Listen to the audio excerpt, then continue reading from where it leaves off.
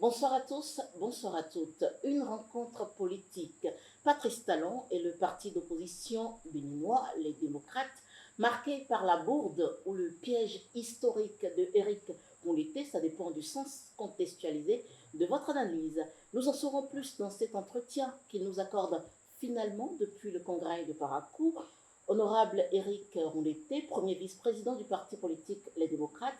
Et pour cet entretien, je suis avec Aboubakar Takou. Bonsoir, monsieur le vice-président. Bonsoir, Aboubakar Takou. Bonsoir, chers consoeurs. Bonsoir, monsieur le vice-président. Bonsoir, madame, et bonsoir, monsieur Takou. Honorable député, quand on a été président de parti et que du coup, on se retrouve être le premier vice-président, comment on le vit dans sa peau? On vit les défis, on vit les enjeux. Le Parti Les Démocrates, à un moment donné de son histoire, a estimé qu'il fallait recomposer l'équipe dirigeante. Nous sommes une équipe, nous sommes une team qui a des objectifs, qui a des enjeux. Et les enjeux du moment, les objectifs de demain, les défis imposent que nous redéfinissions la carte organisationnelle du parti. C'est ce que nous avons fait. Je me sens totalement à l'aise. Alors, après votre rencontre avec M. Patrice Talon, une séquence diffusée dans laquelle vous faites une requête plutôt malaisante et qui fait polémique. Qu'est-ce qui vous a inspiré à faire une telle proposition au mépris même des principes démocratiques et ce, à la face du monde? Est-ce que vous êtes sûr que c'est votre opinion ou vous répétez ce qu'on vous a, diffusé? Jusque-là, vous qualifiez ma proposition de malaisante. Quand on apprécie. C'est pas très sympathique. Okay. C'est pas très sympathique parce que ça veut dire que vous avez été victime de la propagande gouvernementale qui avait pour objectif, disons, de ridiculiser les démocrates, de montrer qu'ils ne sont pas des républicains, de montrer qu'ils sont des manipulateurs, etc. Je pense qu'il est important de situer le contexte. D'abord, à partir des récriminations du chef de l'État. Il estime qu'il y a manipulation et ce qui me plaît, c'est de montrer que ce n'est pas la première fois que le président de la République lui-même donne des indications dans ce sens. Vous allez vous souvenir qu'aux premières élections de son ère, de son régime, nous nous sommes retrouvés en situation où il n'y avait que ces deux partis politiques privés qui pouvaient aller aux élections. Il a convoqué les partis politiques à la présidence dans les mêmes conditions et la conclusion a été que, alors que les dossiers avaient déjà été déposés à la Sénat, que seuls ces deux partis politiques étaient en passe d'être retenus, il a demandé qu'on aille se retrouver au Parlement pour faire des propositions afin que tous les partis participent aux élections. Nous sommes, disons, prêtés à cet exercice. Mais malheureusement, il y avait un vice derrière. Le vice, c'était quoi? C'est qu'après ces deux échecs consécutifs à la modification de la Constitution, ces partisans, ces affidés, ont trouvé l'occasion de cette situation pour faire modifier la Constitution.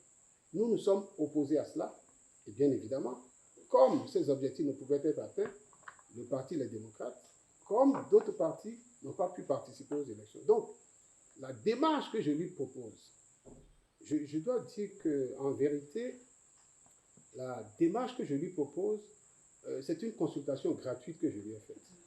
Parce que je sais qu'il est en situation, nous sommes en situation dans le pays. Et la recherche de la paix dans le pays, la recherche de la concorde, la recherche de la cohésion, nous impose d'avoir à réfléchir. Souvenez-vous que c'est lui qui nous a invités.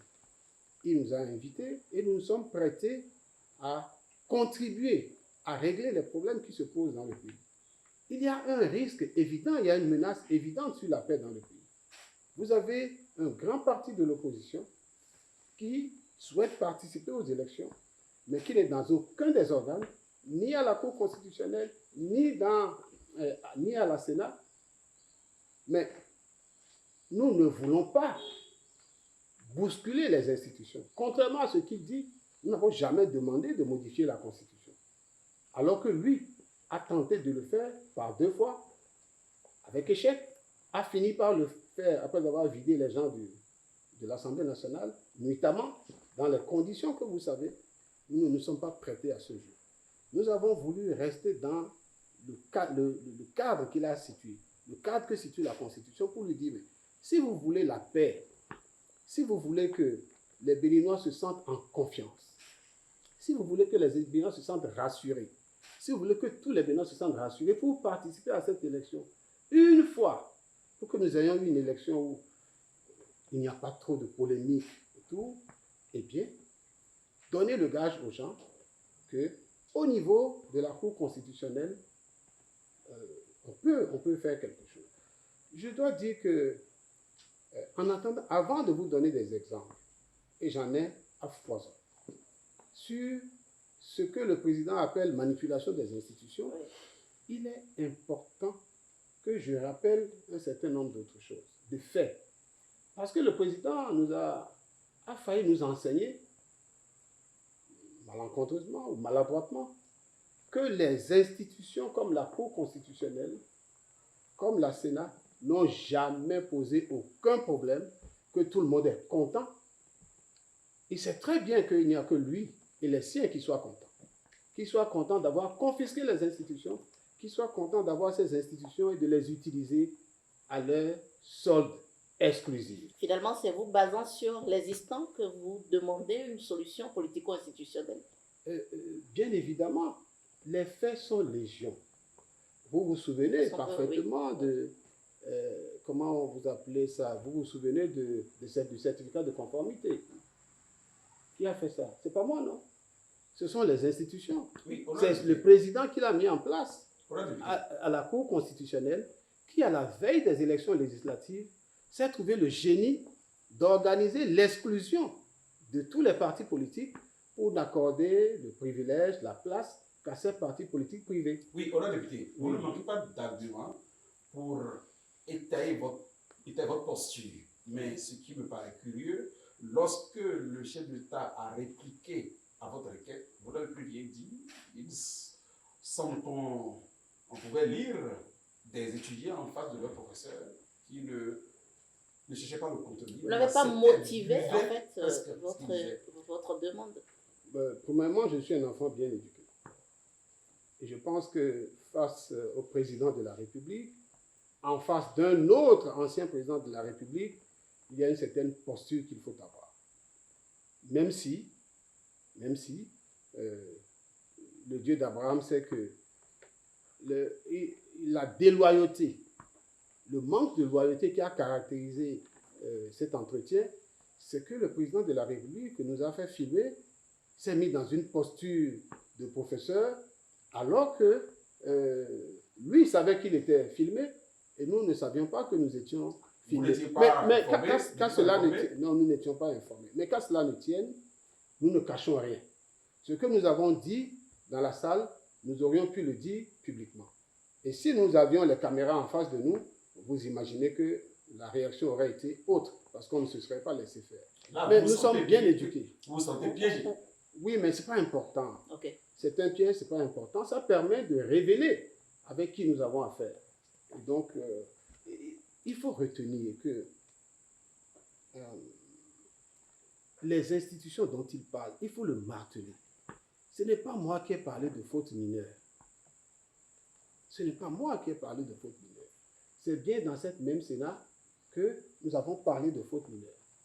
Ce n'est pas moi qui, à la veille des élections communales, suis allé à l'Assemblée nationale pour modifier les règles, alors que les maires devraient être élus pour décider que désormais, parce que avec l'avènement des FCBE, les mairies pouvaient challenger par les FCBE dans certaines communes, et que ça ne plaît pas au chef de l'État d'avoir à céder ces communes à la FCBE à ce moment-là, de modifier la loi pour décider que désormais les maires sont nommés.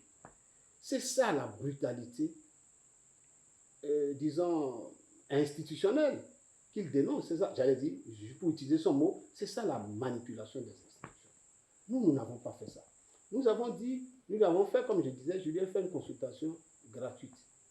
Parce que Et je lui ai fait une consultation à la mesure, à sa mesure. C'est-à-dire que voilà ce qu'il sait faire. Ce que sait faire le président de la République, c'est ça. Ce n'est pas moi, madame, qui ai demandé à un président de la Cour constitutionnelle de démissionner pour se faire président d'un parti dont il n'est pas membre et se mettre en chemin vers la présidence de l'Assemblée nationale. Dieu merci, les démocrates sont passés par là et puis ce projet a été abîmé. Ce n'est pas moi qui ai fait ça. Ce n'est pas moi qui ai fait démissionner Abou Soulé du conseil électoral pour en faire le directeur général des élections. Mais on n'a jamais eu des preuves flagrantes de manipulation institutionnelle. Mais c'est justement ça. Et qui me fait comprendre la posture du chef de l'État lorsque la proposition lui a été faite. Lui savait qu'il était filmé. Peut-être que si la proposition lui avait été faite derrière une case, peut-être que ça l'aurait intéressé. Finalement, parce que ça lui ressemble. C'est sa posture. Ce n'est pas moi qui ai fait ça. Ce n'est pas moi qui ai enlevé Mme Cécile Aoumenou de la HAC pour en faire députée. vous auriez Ce n'est voulu pas qu'il moi. assume sa Madame, responsabilité. laissez-moi vous montrer que je lui ai taillé la proposition à sa mesure. Ce n'est pas moi qui lui ai demandé d'enlever le magistrat Nicolas Assoba de la Sénat pour l'envoyer à la Cour constitutionnelle. Quand je donne l'exemple de Dima Adolphe, qui a été enlevé de la Sénat, c'est pour répondre à quelle préoccupation? Ils se sont rendus compte que dans le conseil électoral, il n'y avait pas de femmes. C'est juste, c'est normal, c'est légitime. Il n'est pas acceptable que nous ayons une institution dans laquelle il n'y a pas de femmes. Ce n'est pas bien. Et ils ont eu l'intelligence de faire démissionner Dima Adolphe pour pouvoir nommer une autre personne, Mme Davor. C'est une bonne chose. C'est donc me basant sur ces exemples que je lui ai proposé gentiment, puisque, et attendez, je lui ai posé d'abord une question. Je lui ai dit, tous les 7 qui sont à la Cour constitutionnelle ont été désignés par vous. Il a dit oui. À mon avis, le président devrait être gêné. Parce que la Cour constitutionnelle n'est pas pensée pour être monocolore. Même si ce sont des techniciens qui sont envisagés pour être là. Elle n'est pas pensée pour être désignée par des gens venant d'une seule et même obédience. La Constitution prévoit que le chef de l'État désigne 3. Que le bureau de l'Assemblée nationale, qui est prescrit pour être un bureau qui reflète la configuration de l'Assemblée nationale, en désigne les 4 autres. Ça veut dire par transitivité qu'on s'attend à ce que les 4 qui vont être désignés par l'Assemblée nationale permettent d'organiser une certaine diversité au sein de la Cour constitutionnelle. Lorsque cela n'est pas fait et qu'on fait le constat, humblement, en toute humilité, on accepte la proposition que je leur ai faite et pour laquelle ils n'ont pas payé une facture, on accepte la proposition humblement et on avance. Mais le président de la République a voulu, je pense qu'il avait un besoin d'exprimer son autorité. Bon, enfin, mais c'est le président de la République, moi je ne formule pas de critique. Bon, pour la députée, nous allons évoluer. Je suis bien élevé. Pour la députée, nous allons évoluer vers un sens qui intéresse le plus les Béninois, à savoir le volet développement de la rencontre que vous avez eue avec le chef de l'État. Question Sonia, qu'est-ce que vous lui avez dit et de sa réponse? Est-ce que vous êtes satisfait? Parce que l'autre reproche qui est fait au parti des démocrates dans l'opinion, c'est que ils sont partis voir le chef de l'État et ils n'ont abordé que des questions électorales. Où est-ce qu'on en est avec les questions de développement? Vous savez, le gouvernement que nous avons est champion et maître en manipulation. D'abord, vous n'avez pas prévenu les gens que vous les enregistrez. Si vous mettez vos caméras devant moi, j'adopte la posture qui convient pour être décent. Mais si je n'ai pas de caméra, je suis capable de poser mon pied sur la table. Alors, lorsque vous avez fait ça, le président de la République, nous lui avons dit ce que nous étions venus faire.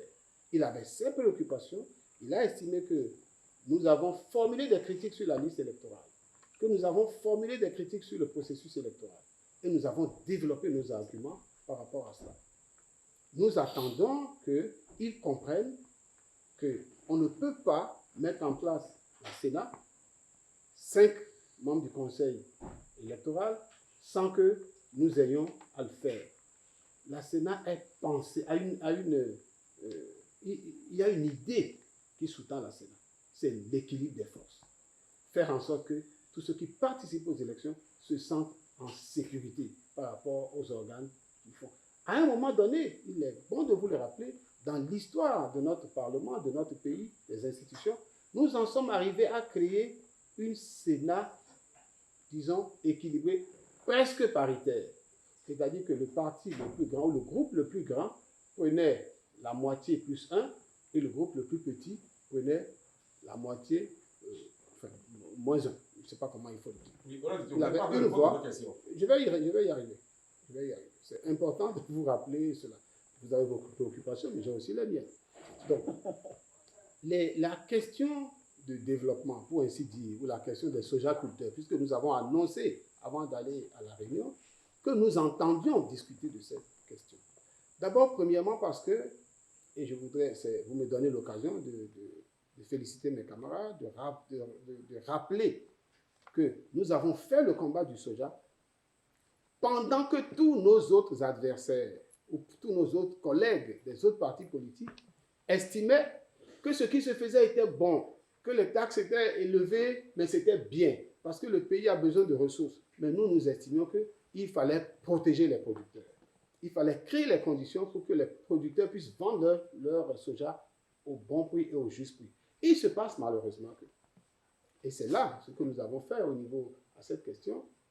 Nous avons d'abord parlé des entraves qui sont posées là et là pour les sojaculteurs afin qu'ils puissent vendre librement leurs produits. Le gouvernement a donné des explications. Mais il se passe plus grave que malgré la décision qui a été prise, pour laquelle nous revendiquons une victoire d'État, je dis bien une victoire d'État, que sur le marché, les gens continuaient d'acheter le soja au bas prix auprès des producteurs au motif que la décision qui a été prise ne serait valable qu'à partir du 1er janvier 2024.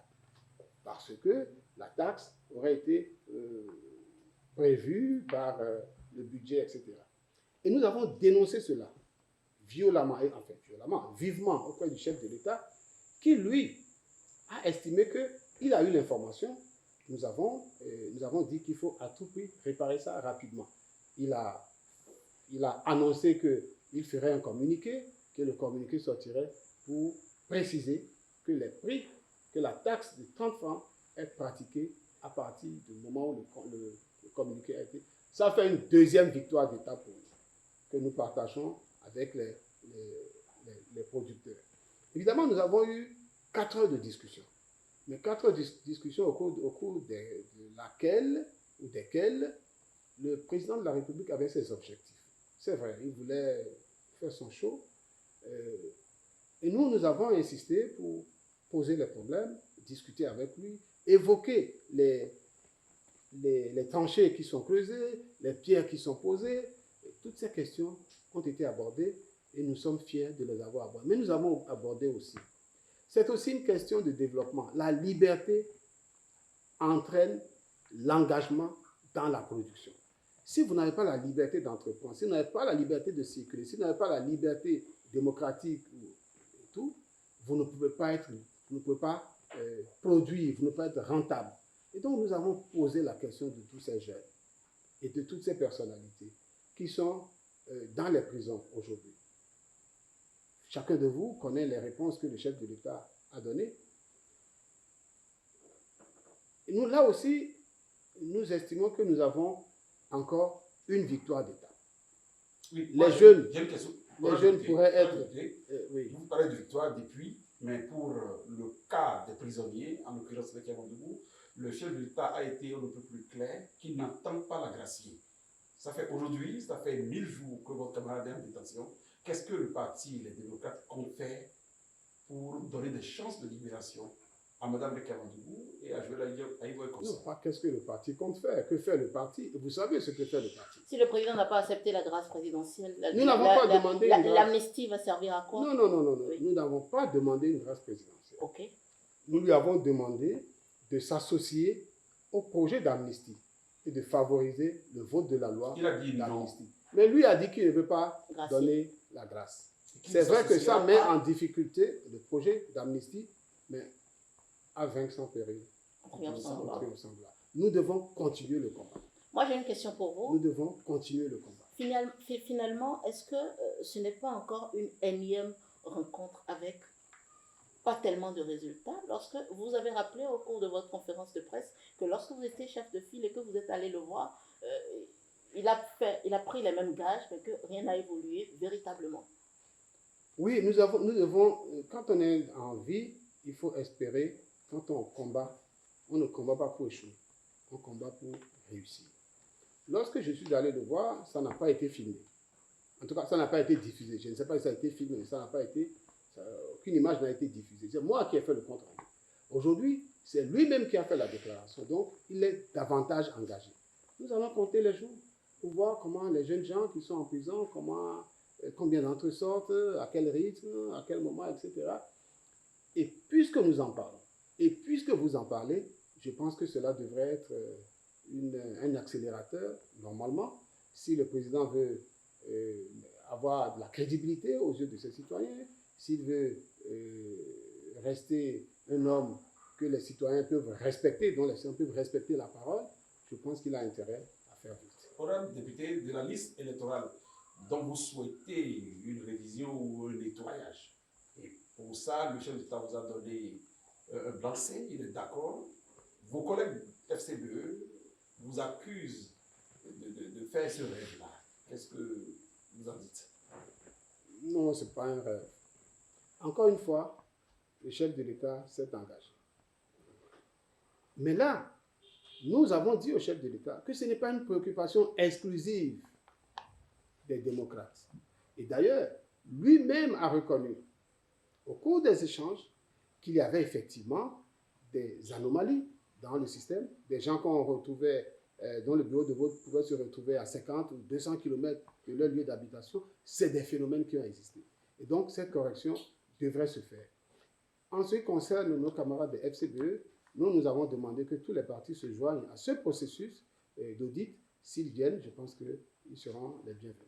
Honorable Eric Rouleté, on a tous suivi avec grand entrain le congrès à Parakou. Finalement, que sera l'après-Parakou? Parce que depuis Parakou, on a droit à des conférences de presse et rien de véritablement concret. S'il y a conférence de presse, c'est qu'il y a un laboratoire qui travaille. Si vous le dites. Et je pense qu'un parti, c'est de la structuration. Un parti, c'est de la préparation. L'action politique, ce n'est pas de l'improvisation. Et c'est pour ça que nous allons tenir, conformément aux prescriptions du du congrès de Parakou, un conseil national, je pense à partir de demain, vendredi. Et puis, nous allons faire... le Conseil national des démocrates un conseil national, c'est extraordinaire, oui. se déroulera le 1er décembre, c'est ça? Exactement. Okay. Ensuite, se tiendra une réunion de la coordination nationale, mais surtout, les nouveaux membres, tous les membres de la coordination nationale vont aller en conclave, en atelier, pour se préparer à l'organisation du travail de la coordination nationale. Chacun des membres de la coordination nationale va examiner, va regarder sa mission et va s'engager par rapport à la coordination nationale sur le travail qui est. Donc, nous allons nous doter d'un plan de travail. Un plan de travail qui va permettre au parti, les démocrates, de fonctionner comme un parti moderne.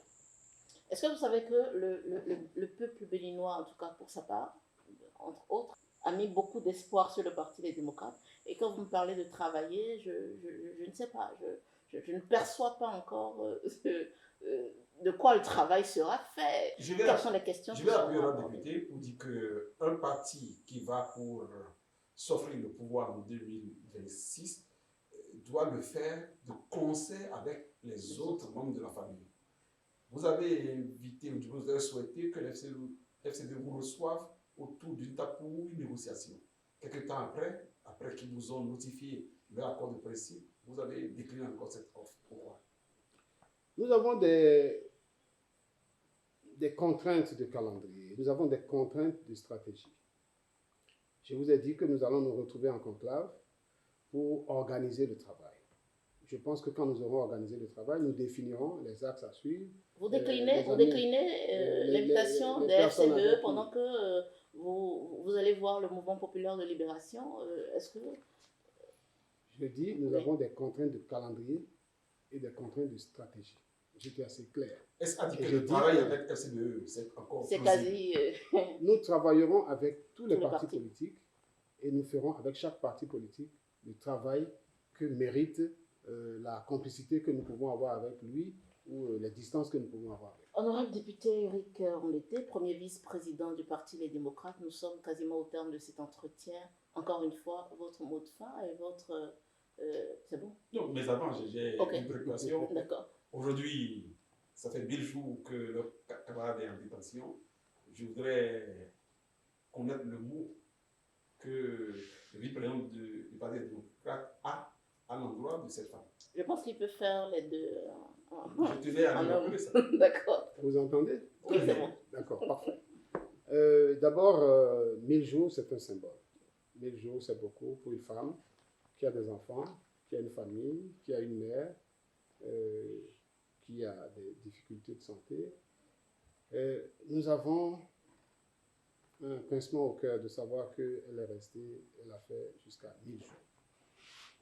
Nous avons dit au cours de notre conférence de presse que nous ne baissons pas les bras. Une personne privée de liberté, c'est important pour nous en tant que militants. Quelqu'un qui a été désigné pour porter le flambeau du parti et qui a été arrêté avant même que les élections ne se déroulent, nous ne pouvons pas l'abandonner. Nous restons collés à la recherche de la liberté pour Mme Rekia Madougou. Nous parlerons avec nos camarades des autres formations politiques, même s'ils appartiennent au parti politique privé du président Patrice Talon, je pense que chacun d'eux a un cœur. Je pense que chacun d'eux a un cœur. Je pense que chacun d'eux a une épouse. Je pense que chacun d'eux a une mère. Et au regard de cela, j'espère qu'ils seront sensibles à notre demande. Car aujourd'hui, quand vous avez vu aujourd'hui, sachez que la route tourne. Lui ne sait de quoi demain sera fait. Votre mot de fin? Nous avons foi que notre recherche de liberté pour tous ceux qui sont en prison, que notre recherche de retour au pays pour tous ceux qui sont à l'extérieur, que notre projet relatif à tous ces enjeux, à tous ces défis, que notre projet prospère. Et nous attendons que le professeur Alivor, que Mme Madougou, que Latifou, que tous les autres camarades qui sont en Europe et en Amérique, en Afrique, un peu partout, qu'ils rentrent au pays. Nous attendons que ceux qui sont en prison sortent de prison. Nous le voulons avec foi, avec détermination, nous le voulons avec tout notre cœur, parce que nous avons besoin d'eux pour construire ce pays. Eh bien, je souhaite que le président de la République et les siens évitent à l'avenir de verser dans la manipulation gratuite et basse comme ils l'ont fait. Vous avez pu voir circuler une vidéo ciblée sur la destruction du Parti Les Démocrates et un de ses hommes. Et puis vous avez vu un long play dans lequel vous n'avez plus les éléments de cet élément de destruction. Vous ne savez pas à quoi est-ce que cela participe. Ce n'est pas bien. La question, c'est, on va se demander demain, si le chef de l'État nous invite, faut-il aller à sa rencontre? Je souhaite et je demande au chef de l'État d'avoir à instruire les siens pour que ce genre de choses ne se répètent pas. Ça n'honore pas notre République, ça n'honore pas notre pays. Et aux citoyens qui se sont laissés manipuler par cette diffusion des citoyens comme moi. Les citoyens, vous avez pu tirer les Qu'est-ce que vous avez à dire pour les rassurer de ce que c'était contextualisé? Vous savez, il y a beaucoup de gens à qui on a laissé entendre que notre proposition était, vous avez pu le dire vous-même, malaisée ou malséante, etc. Nous assumons totalement la proposition. Parce que nous avons cousu au chef de l'État un vêtement qui convient à sa taille. C'était 56 alors? C'est vous qui le dites. Alors, mesdames, messieurs, merci de nous avoir suivis. Honorable Eric Rondeté, merci d'avoir répondu à nos questions. Merci, madame. Aboubakar Takou. Merci, c'est conseil. Merci. Ça a été un plaisir. Merci, Aboubakar.